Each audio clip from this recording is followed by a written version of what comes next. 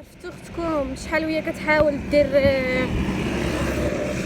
دير طرود غذائيه ولا دير شي مساعدات او مبادرات، ما عارفه ما ندير بقوه لي ما كاين حتى شي حاجه ما تشرى، حتى شي حاجه.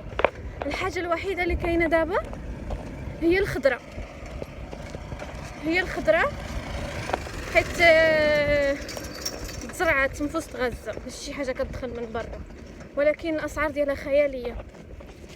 شحال ما نقول لكم شحال غالي، الاسعار خياليه. ديك النهار كنهضر مع ماما قلت لها ماما شحال دايره بطاطا عندكم؟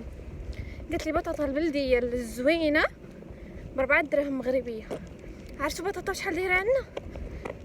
160 درهم 170 درهم للكيلو. هذه نقطه في بحر كبير. فتخيلوا نتوما غتبغي دير مساعده ديال الناس، غتحط لهم حبه، شنو غتفيدهم؟